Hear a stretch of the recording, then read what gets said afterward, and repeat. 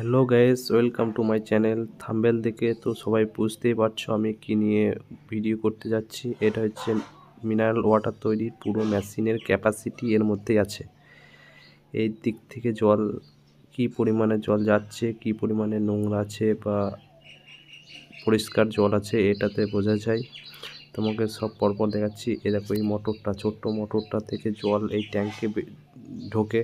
এবার এই পাইপ দিয়ে এসে এই ব্যাক ওয়াশে 3টে পরপর ব্যাক ওয়াশে, প্রথম ব্যাক ওয়াশে 15 মিনিট, দ্বিতীয়টি 15 মিনিট এবং তৃতীয়টি 10 মিনিট ওয়াশ হয়। তারপরে অতিরিক্ত ওয়াশিং জলটি এই দিকে ড্রেন দিয়ে চলে যায়। আবার ফিরে এলাম আবার নতুন মেশিনের ইয়েতে। এবার এই মেশিনের মাধ্যমে থেকে এই ছোট্ট একটা পাইপ ওপর দিয়ে গেছে। দেখো আমি দেখাচ্ছি, এই ছোট্ট পাইপ দিয়ে এই অতিরিক্ত পরিষ্কার জলটি ট্যাঙ্কে লোড হয়। এই ট্যাঙ্ক থেকে মিনারেল ওয়াটারটি এই জারে ভর্তি হয় এবং এই জারে থেকে লোক নিয়ে যায়, বিভিন্ন কাস্টমারেরা নিয়ে যায় এবং অতিরিক্ত যে জল থাকে আমরা এই প্যাকিং করি। এই প্যাকিংয়ের মাধ্যমে হোলসেল জলটি ব্যবহারের যোগ্য হয়।